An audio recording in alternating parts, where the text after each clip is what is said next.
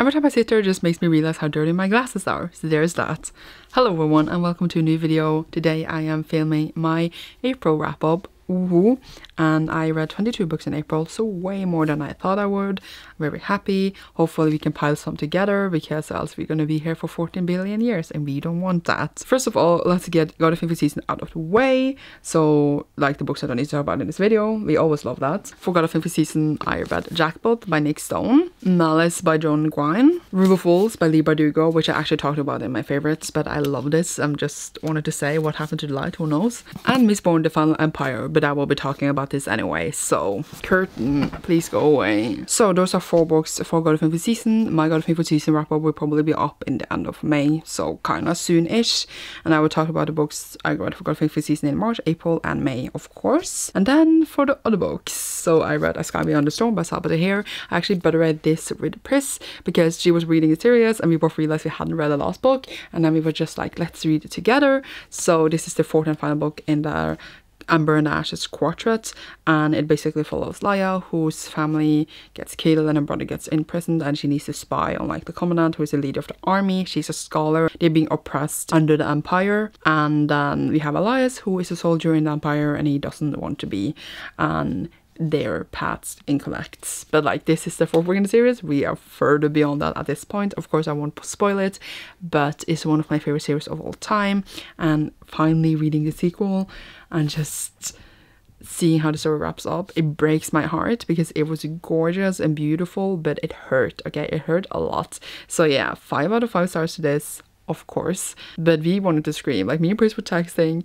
screaming, and it was hilarious, but also it hurt so much. But there was hope, but it just hurt. Okay, I guess I just tried to tell you that I know Sauber can bring pain, and she did, and that I will read whatever she comes out with next, obviously. I then read Steppeulven by Herman Hesse. I think it has an English title, but I'm too lazy to look it up. It's something wolf something, and I didn't really get this book, but I read it anyway for reasons. So it's like originally a German book, I believe, and I read the Norwegian translation, and I bought it at the library, so I don't have a physical copy. And this one was weird. It's like a dude who I actually thought was a wolf, but he's not a wolf. It's just like his hatred for things in life that makes him compare himself to a wolf, I guess. And it's just his story. He's like kind of have flashback to when he was younger, but also now that he's older, kind of I guess hating himself, and then also like having these visions and then meeting this girl, and it's weird. Like, I don't know how to explain this book to you. It's a classic, but I didn't really get it. I did discuss it a bit like with a friend, which is like the reason I read it. I liked listening to like another person's thought of it, but it didn't make me like the book. But I do think the book is fascinating, and that like it had interesting aspects. I just didn't really get it. But yeah, I ended up giving it 2 out of 5 stars. So it's not really for me, but it's not like I can see it has interesting parts. I just don't need to like them, I guess. I also read Beastars Volume 6 by Paru Itagaki. This one is the 6th volume in Beastars, which is basically a human drama, but everyone is animals, and we follow basically, I say basically a lot, I'm sorry, Legoshi, who is behind here, who is like a big grey wolf. He's scary, but he's actually a soft heart. The animals don't eat each other anymore, so they all like go vegan, but like the prey is like, oh, the big people are scary, and the big people are like, but we are nice. But also the big people also just want to eat people. So yeah, they have words for like being a prey and a predator, carnivores and herbivores, but like I can never remember those 2 words. But yeah, and then he falls in love with like a bunny, and he is a big wolf, so that is a thing. And it's just very interesting, like the psyche and like the, I guess like I would say like the politics, I don't even know, fair in between them. It's just all very fascinating, and I'm enjoying myself a lot. So I'm just excited to continue this series. Woohoo! I also read Spy Family Volume 4 by Tetsuya Endo. This one follows the super spy Twilight who had to get a family as an undercover thing because he needs to like infiltrate this dude, and then he needed a daughter to go to school. After that he needed a wife.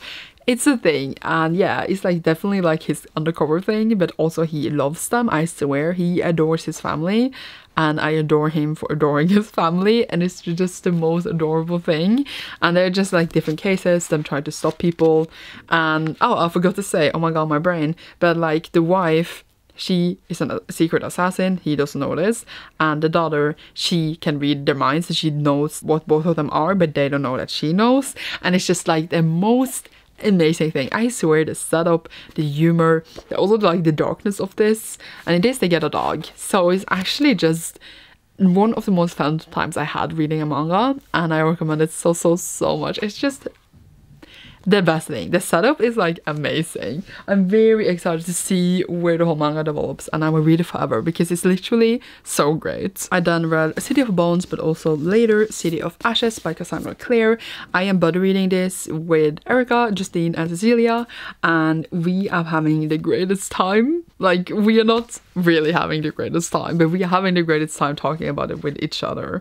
It is weird. I have read City of Bones, I think like almost 10 years ago. I guess City of Ashes like 9 years ago. I don't even know. I didn't read them when they came out, but like I was close. I guess not that close. Closer than the others that had never read them before. How to talk about these books? It's just a weird experience because I did like City of Bones when I was younger and I did enjoy it, but City of Ashes was like one of my favorites. I gave it like 5 stars. Now they are both 3. I'm not saying the books doesn't have like all the parts I still enjoy. I just do think like the writing here is just so weird, like compared to her later writing, and I love her later books, as if you've been here a while you should know. But like I also can see that these books are not that strong. They're really weak, and I'm not saying like every book needs to be strong, blah blah blah blah blah, but it's just do drag it down, and like the others are just like, what the heck is going on? Like we are all reading it for fun and talk to each other about it. We are all just like, this is kind of trash, but it's okay, it's fun trash. Very like YA early 2000, not like early, it was produced in 2008 I believe. It's really like YA of that time, and like I don't think it aged the best, but like I can still appreciate the build up for these, for everything we got later. But like I would say that Bookclub is my least favorite series in like the whole Shadowhunter Chronicles. I think like all of the other books I like more than these, so I know like later I will enjoy myself much more than now. And I had never ever planned, by the way, to read this series at all, but now Justine was going to read it and we were going to read them, and then people just joined us. It's just really fun to read it with friends, I guess, and I think it will be hard to get through now, like for if like we weren't motivated to read it because we're reading it together, I guess. But yeah, I love the characters still. Guys, like, you know, they still exist in the later books. Except Jason Clary. I hate them so much. This reminds me how much I hate them, and it's not really helping them. Okay, I will keep reading. We are now on City of Glass, and I think that one is stronger than these so far. So that's fun. But it's still just really fun to read them with friends. That's all. I had a thought and I was going to say it, but then I completely forgot, so let's move on. I also read Voice of Radiance by Brandon Sanderson. I have a full reading vlog of this up on my channel, so you can see me die and vlog really badly reading it. And this one is the second book in Stormlock Archive, of course, and I do not know how to tell you what this book is about. Like, they basically, like, in this war because the king was assassinated, and then these knights that were legends is returning that have different abilities, I guess. I don't even know, but it's very much fun. Brandon style. It has a massive world, massive magic system. Characters are great. The writing is amazing. The plot keeps blowing my mind because I don't understand it, but he keeps just being able to write, and I don't understand how he is so smart. So yeah, I just cannot deal with how much I adore this. I knew I was going to love it because like I have loved every single Brandon Sanderson book I read, and this is like his most massive, huge, amazing work. So I knew, of course, I was going to love it. So it's not really a surprise that like I gave it 5 stars. I am scared to read Oathbringer and then Rhythm of War, and then, you know, the 5th book is the last part of like the first part of the Stormlock Archive, and I'm scared because we are closing in. And yeah, but it also takes a lot of brain power, by the way, for me to read this. So if I ever reread, which I probably will, it would be audiobook, definitely. Yes, I share more thoughts in my reading vlog, and I will leave it linked down below if you're interested in that. I then read Monstress Volume 5 by Marjorie Liu and Sana Takeda. This one is the 5th, and now the last volume, which is currently released. I actually caught up. What is life? I don't understand how. I think it took me a year almost, because I read the first one in June last year. So yeah, almost a year, I guess, like 10 months. Yay. This one follows Micah, who is like a half wolf, and then she has like this dying, dead, or I guess alive god inside of her, and she can devour things. And there's this war in between like many different factions, I think, and I'm a bit confused of what is what still, but the art is absolutely a stunner, full of violence and stuff though, and it is a bit like, it's very eerie, a bit creepy, but like just a massive world, and it just looks amazing. Can we please get like an animation series so like my brain can actually follow everything? I just do think that it would be easier if like, I don't know if you can see everything, but like give me a map or something, because there's so many factions, I don't know where anyone are. I guess did we get a map in the beginning? I do not even know, but I don't know, I don't know where people are, and I don't know where the different factions belong to, I guess, but I do enjoy myself, and I do like the characters. There's a lot of war and a lot of death though. It's kind of depressing, but it's also really fun and great, so I will keep reading it, and maybe I should reread, but I don't know if I'll bother yet. I managed to hook off so many adult fantasies this month, and I don't understand how I read so much, but it happened, so I'm happy. I read finally The Blade Itself by Joe Abercrombie. This one is the first book in the First Law series, and I had it for ages on my TBR, and it was also like on top of like my list for this year to get completed, because like I'm trying to focus on adult fantasy. As you can see, I read also a lot of other things, but this one follows two different characters, basically Logan Ninefingers, who is like a barbarian, and like he gets involved with this like magician and stuff, and then we have Jasaldan Luthar, can't remember the names, I'm sorry. And he is like a really like, I guess, self-obsessed character who does fencing. And then we have Inquisitor Glokta, who is like a crippled torturer. And this one is basically just a focus on their characters, and the three characters, I guess, and like some other random ones. Us getting to know them and setting up this story. It's not really a big plot, it's not really a lot of world building. And it was okay, but I didn't love it. And I didn't hate it. I thought I would love it because I heard about this series for like a billion quadrillion years, and everyone likes this. It's amazing and great, and I had really high expectations because all the other ones I heard those many great things about, I have like absolutely adored. I didn't say that I didn't like it. I like parts of it, and I definitely do think the characters are interesting, and the setup he did for them was great. Like, I like them, I want to know what happens to them, but I'm a very world building and plot focused person, so like having so much focus on the characters was like, I guess, a bit boring. I just felt like nothing was happening. It's literally like a 500-page book plus, and it's just like the characters interacting, but I thought they were interesting, so like it made sense. But it's just like a setup book. It feels like a prequel to like another book, and it's actually just the first book in the series. I guess like maybe the rest of the series would be like, oh my god, amazing and mind-blowing, and I'm excited to continue and see if it actually will be. But overall I was a bit disappointed. I had really high expectations, but yeah, didn't hate it, didn't love it, gave it 3 out of 5 stars.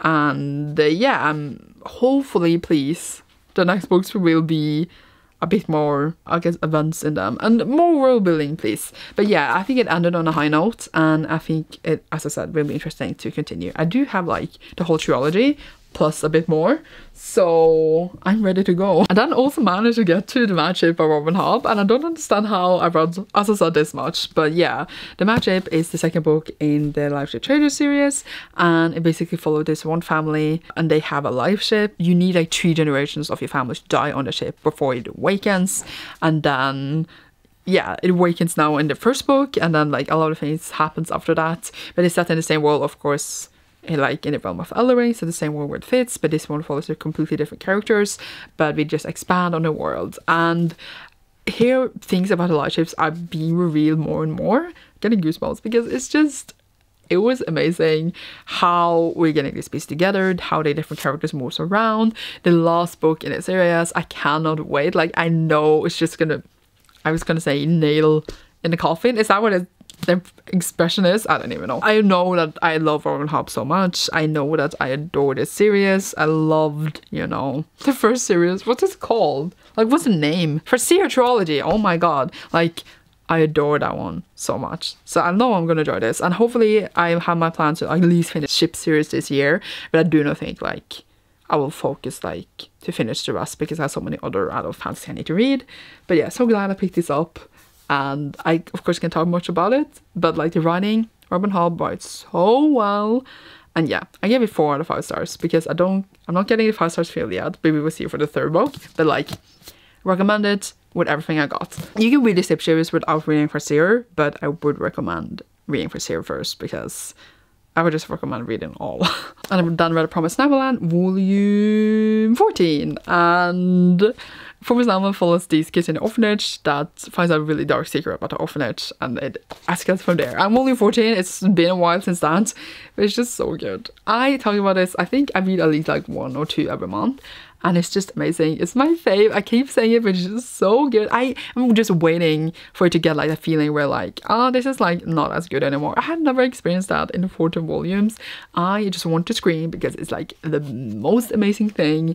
And here, finally, things happen that we've been waiting for a long while, and I just want to scream. Okay, I can't talk about this, but I think when I finish the series, which has like 20 volumes, I will make a whole video about it, and then I could talk spoilers there if anyone is interested. But yeah, that I don't have words. And then also read Black Winter Meeting by Alex London, and this one is the Faes and Gates book club pick of the month for April, and the live show is actually today as I'm filming this video, so I will leave the link to the live show down below and you can watch us discuss this. I don't know how it went yet, but hopefully we were coherent. I don't even know. Hopefully we had more than one brain cell, but we probably didn't. This one was actually a reread, and I didn't remember that much apparently, but yeah, it is the first one in the trilogy, has an Amber relationship, which is the queer rep in it, and I'm looking inside. We have followed the twins Bryson and Kaylee, and Bryson kind of goes into this deal to go and find the ghost eagle, and then, well, things escalate from there. It's like really focused on birds and stuff, like the tame birds and sell them. It's a very interesting world. I do like the setup for it. I did enjoy it a lot. I enjoyed it the first time I read it, I enjoyed it now. Like, I feel the same. I think this time around though, I kind of hated Bryson more than I did the first time reading it, because he was very annoying here. But I do think like I like the relationship between them. I like the world, and I can't have words apparently. I'm gonna talk about it later, and apparently my brain can't even talk. I give it 4 out of 5 stars, and I do really want to continue this now. I think I will read the sequel next month for Prime Month. So yeah, I don't know if anyone watched my TBR, but in my TBR I have had like 2 extra books every single month for like the last 2 months. If like I read everything, I can read these. And I never got to that, but this month I did, and I am so happy because now I don't need the same reserve books anymore. So the first one was True Blood 2, which has like an English title, like a proper English title, because this is the Norwegian edition. It says Living Dead in Dallas. That is like the official English title for book 2 in True Blood. And basically it is the plot follows Saki Stockhouse, who meets Bill, who she can read minds, but he can't read his. He's a vampire. The vampire has come out of the coffin. You probably heard about it. I just watched season 2 actually. I read book 1, then we watched season 1, and then we watched season 2 because we didn't want to wait, and I was slow reading this. And it was very interesting to actually read this right after watching the TV show and compare the different parts of what was similar or not. And it's very different for the show. Definitely like separates, but I think like the plot in its core is still the same. I kind of almost liked the show more just because we get different perspectives there, and here we only follow Saki, whatever. But I do think that it is still actually just a fun series. It's a bit weird, but it's fun, and I have a lot of books in this. I just want to get to more of them, since now they're fresh in mind. And then watch through the whole show, even though I know it separates a lot from the books later. But it will still be fun to see. I'm watching it with Erica, and she hasn't watched the whole show, so yeah, I did back when it aired. And then I got to reserve book number 2, which was the Amber Spyglass by Philip Pullman, which is the final book in his Dark Materials. I know like we have the spin-off, sequel, prequel thing, but this is like the first trilogy, and it's done, and it was not at all what I expected, like at all. You follow Lyra, who has a demon, who's like the soul outside the body, shaped as an animal, and her friend goes missing and she goes out to look for him, I guess. I don't even know. But yeah, like in the end of book 2, The Certain Life, I thought we would go into this certain direction, like build up to this. And then we went all the way over there. And I don't mind it at all. Like, I was pleasantly surprised that it didn't go exactly where I thought it would go. It actually never went there at all, I'm thinking. And it just never went there at all. Like, we were in a different world, dude, than what I thought we would go. And it was fun. I really enjoying the show too, because I feel like it's very accurate to the books, and I'm just the whole time reading this, I had it like it pictured in my head how it will look in the show, and I'm just so excited to see it because like I do think it's just so good, and it's just so good. It looks so good, and it's like exactly how you would want the show to be from your adaptation. I'm very excited for that. However, the end, I think it's hard to nail endings, and I am a bit pissed. It was bittersweet. Like, I was pissed. Like, we built up to this thing so much, and then it happened, and then it was like, no bitch. And I don't even know like how I will feel watching that on screen. I think it will piss me off a bit. But like, it's all this build up. Like, the first 250 pages were really good, and then it just like ebbed a bit off, and then it was like, ooh, and then no. And it just pissed me, I think, a bit off. I'm not saying like it was awful and horrible, but I do think like the book itself was still strong, even though like the end itself, how it ended, the end note, is a bit bittersweet, and like that's how they wanted to do endings at this time. Like, they don't want to make them too happy, but they don't want to kill him off either. So it's always like in between thing. Yeah, I did actually end up enjoying it even so. So I give it like 4 out of 5 stars. So I wouldn't say it was bad at all though. So yay. I finally finished the series, this one, and I am excited for the show, which will probably come like in 2022. I don't even know. What is life? Ooh, my nice tower. And then I read some arcs, which was Lonely Receiver by Zach Thompson, and then some other people who was like the artists and stuff. And this one I have a full review up for, so I don't want to talk about it so much here, which is like probably valid for all the arcs here, so I'm happy about that. But this one basically followed our main character that I can't remember the name of right now, even though I filmed the review. Her wife was like an artificial intelligence that she had bought, and then she disappears, and she tries to look for her, and she goes a bit crazy. That's basically it. It was really weird, and there was like tentacles and sex involved, tentacles, I guess. 2 out of 5 stars for this one. I think it's like for a specific audience, but I also think like the world building wasn't strong enough because all the elements we kept shifting scenes, and we didn't get to explain things properly. And I thought it could be a cool sci-fi, and it definitely had interesting things, but I don't think that it was steady enough to carry those things, like the execution, I guess. So that was a bit annoying. I also read Ember of Night by Molly Ely. This one was basically Twilight. Joking. I have a full review of this too. Everything will be linked down below. But basically this follows Harley, who has been abused by her father all her life, and then she meets Draven, and he is like, oh my god, you could be the key to hell, and she's like, what the fuck? And then she has taken care of her sister, etc. And then just demons start to try to kill her all the time, and that's like basically what happens. And I do think the build-up was very interesting and funny, even though Draven is basically Edward Cullen, and I actually liked this much more than I thought I would. I didn't think I would like it at all, but I think the beginning was fun, like the 200 first pages and 200 last pages. I think it ebbed up, and I think like the ending it wasn't as cool and interesting as I wanted it to be. It was very just like, oh, well, we expected that all along, and it wasn't really that fun. So yeah, I do think like the sequel could be fun, and it went a bit sexy, so that is also nice. But yeah, I ended up giving like 3 out of 5 stars, so in the middle of the 3, it was fine. So again, a full review will be down below where I talk more about Edward Cullen. And then I also read, I don't know which order I'm going in, like I kind of mixed up the order here, but yeah, I also read another arc. I all go from Nat Galley, by the way, which is Wynd book 1 by James Tyrion Ford and Michael Dailinus, and this one is set in this magical world where like in a part of the country it's really looked down upon to have like any magic. Like you basically hunted down and destroyed, and our main character's Wynd has like elf ears, so he has like magic in his blood, and it's very bad, and then he needs to escape because things are getting worse and worse.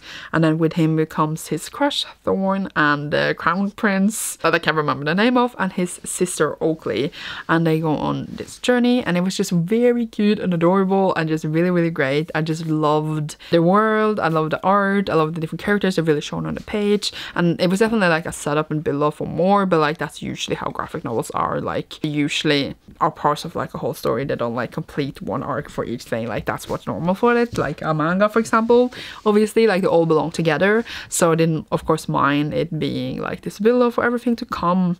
and I really enjoyed it. But again, more thoughts in my video review. I give this one 4 out of 5 stars. I enjoyed it a lot. One of the last things that I read for the month, not the last thing, but I used the last day of the month to read this, was the Well of Ascension by Brandon Sanderson. I had a couple of hours left on the audiobook. I took up the speed and I completed it on the last day, so I didn't have to roll it over because I do not like that. This is the second book in the Miss Bond trilogy, obviously, and I have only read this once, while I read now the first book 3 times.